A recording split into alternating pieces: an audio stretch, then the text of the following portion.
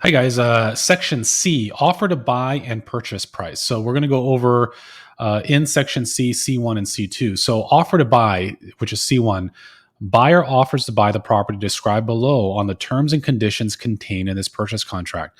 This purchase contract shall be binding if accepted by seller on or before.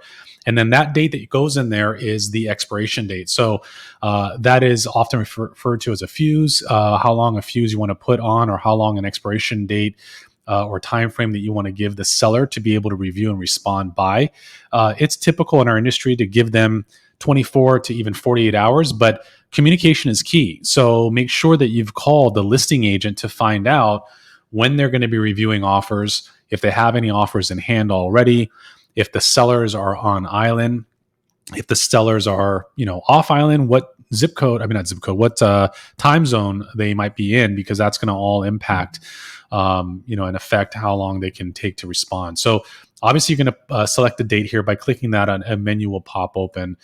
Time frame, you can put a time in there. I absolutely recommend, even though the contract specifies this, I recommend that when you put a time frame in there, put HST, which is Hawaii Standard Time, as an abbreviation after the time. So you can put 5 p.m. Hawaiian Standard Time. And the reason for that is, again, even though the contract specifies that, if the seller is not on island, maybe they're on vacation visiting, maybe they don't live here, it just reminds them that they need to respond within that Hawaii Standard Time frame. And then I reiterate that by AM or PM. And then one strategy that often people will use is if there's an open house, they'll sometimes write an offer to expire prior to the open house. Know that that's a double-edged sword. Speak with your broker or coach on how to properly navigate that. And it's not a right or wrong thing so much as it would be depending on how many offers they have and what you're competing against and who that other agent might be and so forth. So bear that in mind. But that is really important to understand what to put in there for the expiration. Moving to C2, purchase price. The purchase price for the property in US dollars shall be paid as follows. It's always important to have an initial earnest money deposit because part of contract law is that you have consideration, and consideration is the actual earnest money. Know that the earnest money deposit, anything that goes in here and goes into escrow, is subject to the buyer not getting back, even though they cancel within their rights or contingencies to do so. So you have to be very strategic on what you're going to insert in here to have the buyer deposit and part ways with. It is a little bit of a high wire act in that you want to make a strong offer. Let's say it's an all cash offer. Some people would say this is an all cash offer of, let's say, $1 million purchase.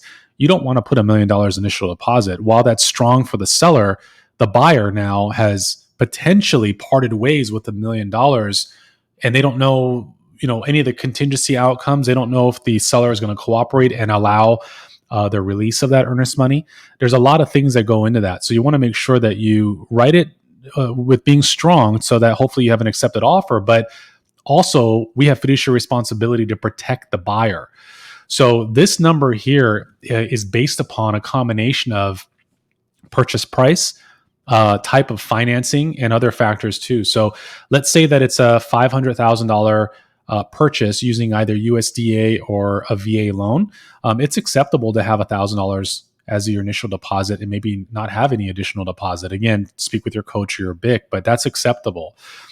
If it were $1 million purchase, even using a VA loan, for instance, you might need to, because of the amount of the purchase price, and especially to be competitive if there are other offers, you might have to put maybe $2,500 and then have an additional deposit. So if the buyer is okay with parting ways with, let's say, anywhere from 1 to 2 or even 3% of the purchase price to be in the deposit, spread it out.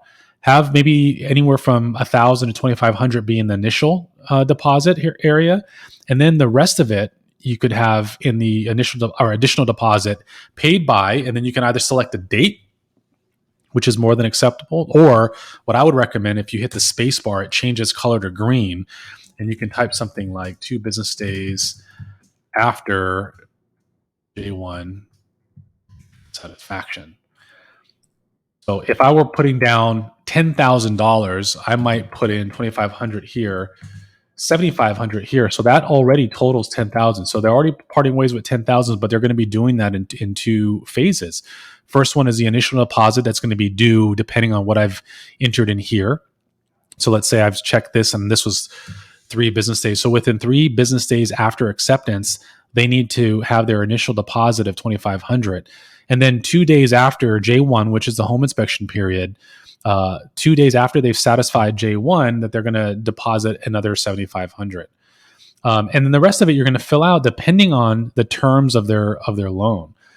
So I'm just going to say, let's just pretend for a moment that it's a VA loan, and they're not going to really have any down payment at all because the VA you can do that, and the $1 million purchase is going to come by way of, oops, that's too many. There. So what you're going to do is, and by the way, there is a template that's in here, so I encourage you to use the template. It'll pre-complete a lot of this verbiage for you.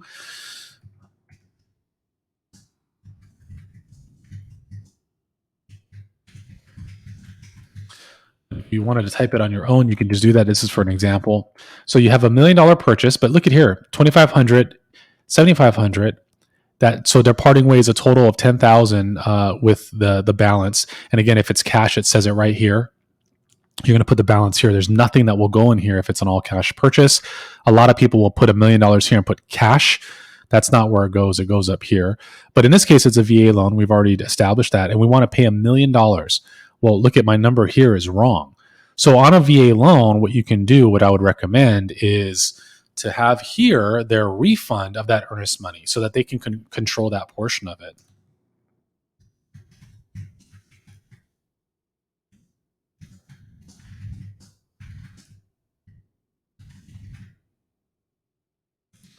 As an example, right? So how do you do that?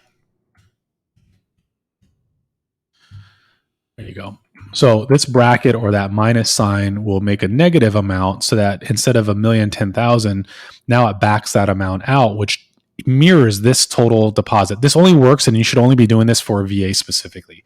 So on a conventional loan, that does not need to be the case. FHA does not need to be the case. USDA, it could, depends on, again, if the USDA loan is structured similar to that of a VA loan. But hopefully that answers this question here. And if ever you're doing an amendment and you're changing the terms, what you're going to want to do is mirror this section in the amendment. So just put on what the dollar amount is, initial deposit, and then the additional deposit, balance, if any, total cash. You're just going to break that down on an amendment if you're changing or altering that portion of it.